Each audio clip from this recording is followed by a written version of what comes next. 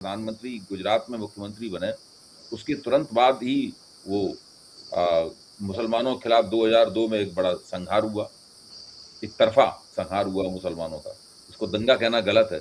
एक तरफा मुसलमानों तो हिंदुओं को तो मारा नहीं था उस कार्यक्रम उस पूरे प्रोग्राम में मतलब। तो उसमें मीडिया ने बड़े पैमाने पर उसको कवर किया, राष्ट्रीय मीडिया ने, गुजराती मीडिया ने बहुत कवर किया। उससे प्रधानमंत्री की छवि बहुत खराब हुई। इनका यूएस ने इनका वीजा छीन लिया और वो बहुत इनकी छवि बहुत खराब हुई। तब से ये इनको मानना था कि अगर भारत में सफलतापूर्वक आपको राजनीति करनी है तो मीडिया के एरिया को कैप्चर करना बहुत जरूरी है। जैसे ही ये प्रधानमंत्री बने, इन्होंने उसके लिए हाथ पांव मारना शुरू किए, टटोलना शुरू किया कि मीडिया कैसे कैप्चर किया सकता है। शुरू में विधियां नहीं पता थी मीडिया कैप्चर करने की, इसलिए उन्हें थोड़ी देर लगी। लेकिन जब इनकी समझ में आ गया तो इन्होंने एक ग्रुप ऑफ मिनिस्टर्स बनाया। ग्रुप ऑफ मिनिस्टर ने कई 7-8 मीटिंगें की बड़ी बड़ी, और इनको एक रिपोर्ट दी।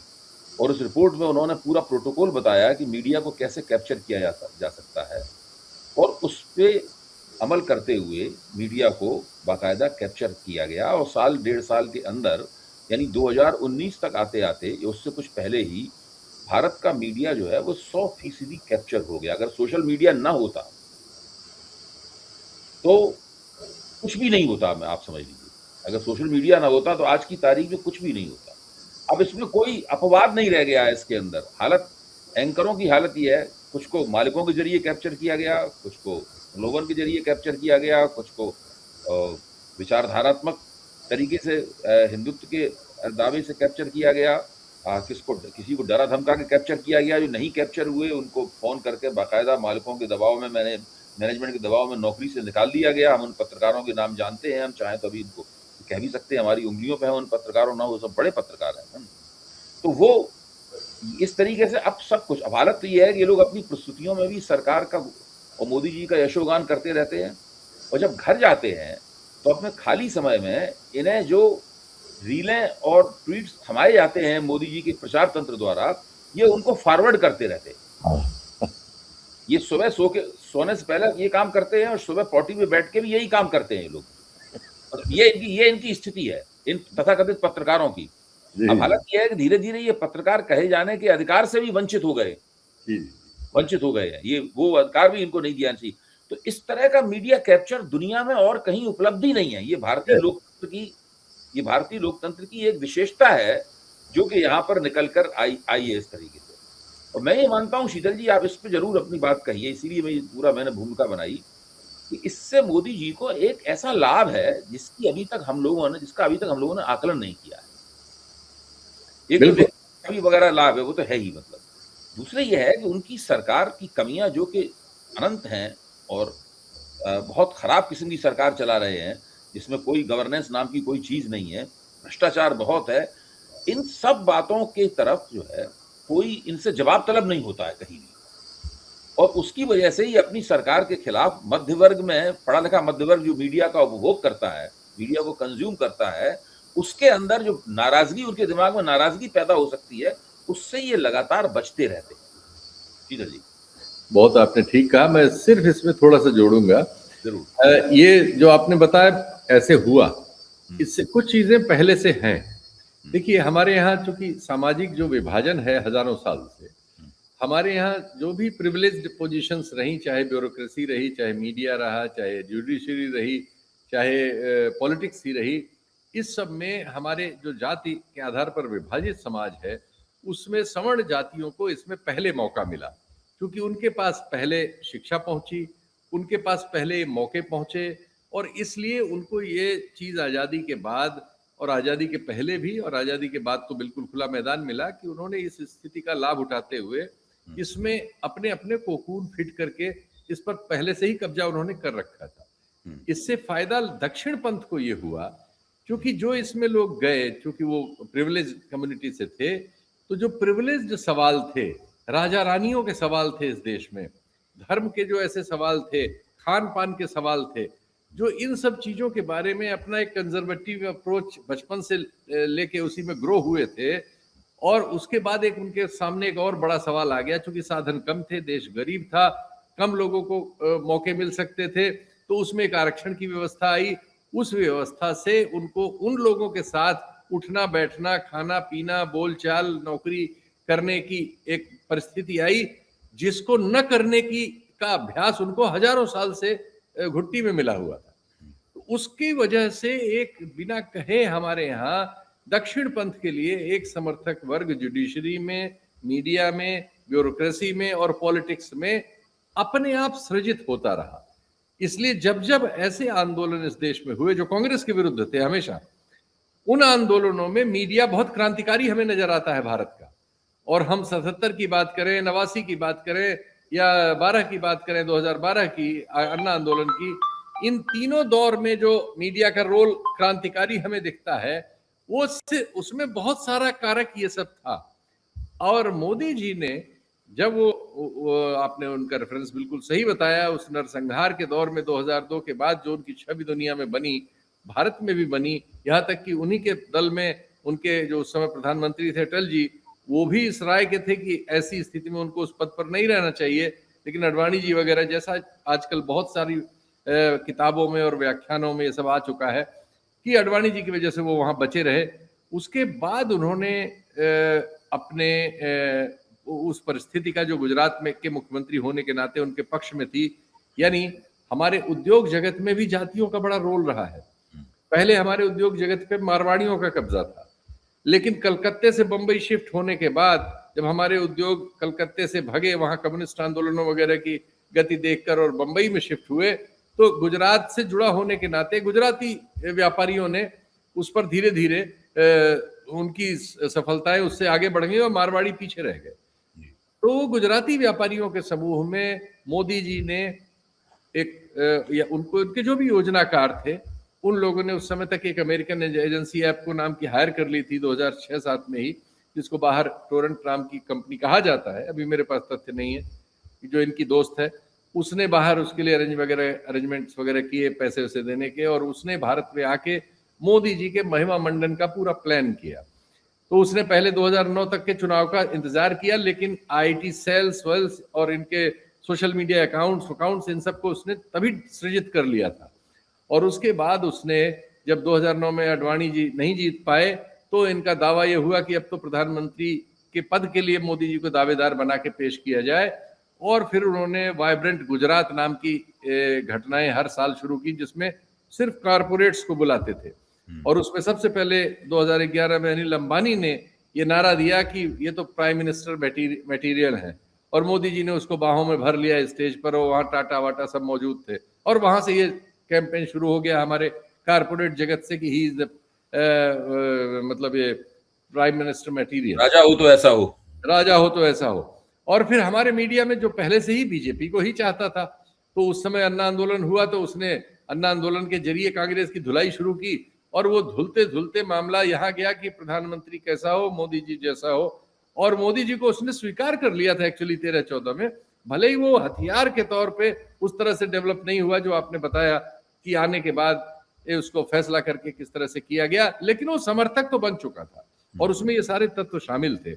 उसके बाद जब वो वक्त आया तो उन्होंने बिल्कुल देखा, और उनके बहुत से नेताओं ने कहा है कि हमने इन्हें झुकने के लिए कहा था, तो रेंगने लगे।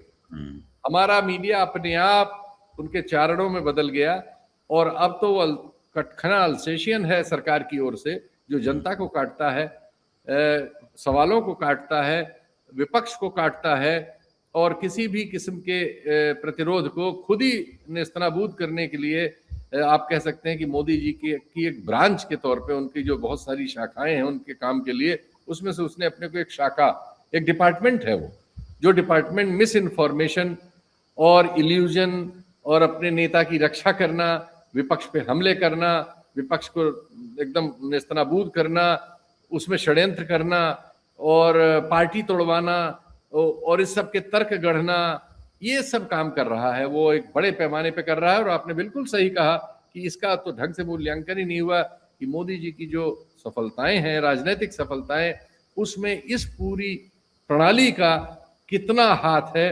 और मैं आपसे सहमत हूं कि मैक्सिमम हाथ इसका है, क्योंकि ऐसी प्रणाली दुनिया में इसके अंश मौजूद हैं, इस जैसे कुछ टुकड़े मौजूद हैं, किसी में कुछ सिमिलरिटी मिलती है, किसी में कुछ, लेकिन एक कंप्लीट पैकेज जो भारत के मीडिया का है, ऐसा किसी प्रधानमंत्री को या किसी राजनेता को दुनिया में इतना सुसंगठित और इतना प्रतिबद्ध और इतना सक्सेसफुल मौजूद नहीं है।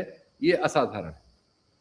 अच्छा, इसमें एक और बात, जैसे कि जिस तरह से कांग्रेस की सरकार को 2014 में अपदस्थ किया गया और उससे पहले पूरा 1-1.5 साल तक उसके खिलाफ 2011-12 से ही माहौल बनना शुरू हो गया था और मेरे जैसा व्यक्ति भी उसमें शामिल था। मतलब मुझे लगता था ये सरकार भ्रष्ट है। मैं भी विरोध वो राय द्वारा दी गई जो रपटें थी, मतलब जो है उन रपटों के जरिए मैं मानता था कि ये सरकार जो है भ्रष्ट है, इसने बहुत बड़े पैमाने पर घोटाले किए हैं। हो सकता है इस रपटों में कुछ थोड़ा बढ़ा चढ़ा के हो, लेकिन फिर भी कुछ कितना कम करोगे तो कितना कम होगा। दूसरे कांग्रेस के जो लोग थे वो काफी हेकड़ी के साथ पेश भी आते थे, तो उससे भी बड़ी हम लोगों को चिढ़ होती थी कि इन लोगों को सबक सिखाना बहुत जरूरी है। तो हम लोगों को नहीं पता था कि हम लोग दरअसल राष्ट्रीय स्वयंसेवक संघ, भारतीय जनता पार्टी और कुल मिलाकर एक कारपोरेट मिलाकर एक दक्षिणपंथी साजिश के अनजान मोहरे बने हुए हैं। हम ऐसे मोहरे बन गए हैं जिनके बारे में हमें बहुत बाद में पता चला कि दरअसल हमारा जो गैर कांग्रेस विरोध था, जो डॉक्टर लोहिया के जमाने से चला आ रहा था, मतलब जो है जो कांग्रेस विरोध था, गैर कांग्रेसवाद की राजनीति जिसमें पले पगे थे और जिससे हमारा राजनीतिक मानस बना था, उसके कारण हम लोगों ने सब ये किया। इस सब का इन लोगों ने लाभ उठाया और अब ये लगता है कि मीडिया में 70 के दशक में जब जनता पार्टी की सरकार बनी थी, इसका जनसंघ सदस्य था और लाल कृष्ण आडवाणी सूचना एवं प्रसारण मंत्री थे, उसी वक्त इन्होंने मीडिया में अपने लोगों को प्लांट करना शुरू कर दिया था। तो मीडिया में ये लोग जो इनके प्लांट थे हैं, उन लोगों ने भी इसके अंदर महत्वपूर्ण भूमिका निभाई और इन तथाकथित क्रांतियों में मीडिया की जो भूमिका थी, मतलब जो है वो भूमिका बहुत प्रभावी साबित हुई। उस मुल्क को एक दक्षिणपंथी शिफ्ट देने में इन सब लोगों का एक देखा जाए तो मिली जुली साजिश के तौर पर ये लोग सामने आते हैं। आश्चर्य होता है ये देख के, जब हम सिंहावलोकन करते हैं और पीछे मुड़ के देखते हैं कि हमने जो वक्त गुजारा, खासतौर से 80 का दशक, उसके बाद 90 का दशक, राम जन्मभूमि आंदोलन को जिस तरीके से मीडिया ने हाथों हाथ लिया, बहुत बड़े पैमाने पर उसका समर्थन किया गया राम जन्मभूमि आंदोलन का। हिंदी मीडिया ने तो बहुत सख्ती समर्थन किया। अंग्रेजी में भी बहुत लोग थे उसका समर्थन करने वाले। अंग्रेजी में दूसरी खबरें भी छपती रहती थी, लेकिन कुल मिलाकर रुख सबका समर्थन की ही तरफ था। इस तरह करके वो लोग अपने आप को समाजवादी कहते थे, उनको बदनाम किया गया। जिनको सामाजिक न्यायवादी कहते थे, उनको बदनाम किया गया और कुल मिलाकर एक जमीन धीरे धीरे करके साफ की गई, जिसमें ये वृक्ष लगा हुआ है और जिस वृक्ष को हम लोग नरेंद्र मोदी और उनकी सत्ता कहते हैं, वृक्ष लगा हुआ है और हम लोग उस वृक्ष के जहरीले फल खाने के लिए अभिशप्त हैं। ये स्थिति है। शीतल जी। बिल्कुल, आपने अपने आप ही इस पूरे प्रश्न में ही इसके उत्तर भी दे दिए। बिल्कुल, ये एक्चुअली ये हमें देखने को बहुत खुले तौर पर तभी मिला जब 90 से 92 के बीच की घटनाएं, हमारे पिछली सदी के आखिरी में जो घटनाएं घटी हैं, कैसे एक सरकार बनी, उसको वाम और दक्षिण दोनों कांग्रेस विरोध के नाम पे सपोर्ट कर रहे थे। और ये चकमा खाने की वृत्ति जो है आज से नहीं है, ये पहले से हुई है। इसमें वाम दक्षिण सब शामिल रहे। खैर, दक्षिण तो इससे लाभार्थी रहा, वामपंथी दल भी इसके सबके शिकार हुए। मुझे याद है कि ये जो राय वाली जो रिपोर्ट थी, ये 2G वाली और कोयला घोटाले वाली, 2G वाली रिपोर्ट सीताराम येचुरी के जरिए पहले मीडिया में गई है। पहली चिट्ठी सीताराम येचुरी ने लिखी है। तो उन्होंने पहले क्या किया कि वो जानते थे, बड़े चालाकी से उन्होंने उसको लीक किया ट्रेड यूनियंस में।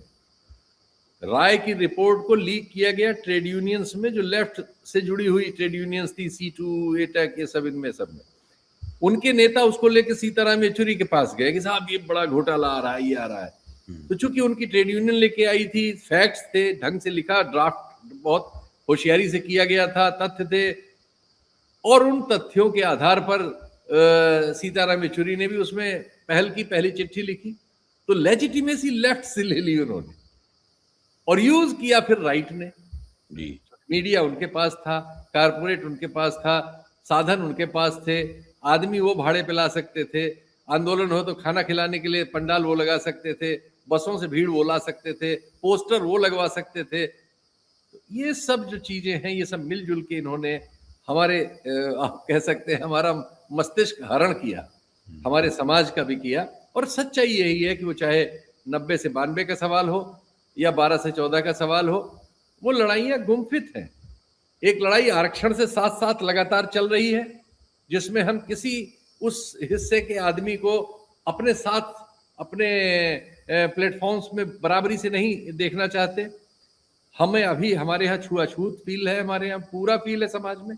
अभी एक बहुत बड़े सेक्शन को हम छुआछूत में हमने दलित कहाँ छू सकता है? गाँव-वाँव में तो असंभव है, मैं गाँव में रहता हूँ। सब चीज़ें स्थिर हैं हमारे यहाँ बहुत। इन सब के परिवर्तन में पता नहीं कितना वक़्त लगेगा। अभी हम रोज़ ये खबरें पढ़ते हैं कि घोड़ी से उतार लिया, कहीं पुलिस लगानी पड़ी, कहीं पीट दिया, कहीं नाक काट ली, कहीं पेशाब पिलाया गया। अभी वीडियो रोज़ दूसरे-तीसरे आते रहते हैं और ये इस मामले में दलित सीधे-सीधे शिकार होते हैं।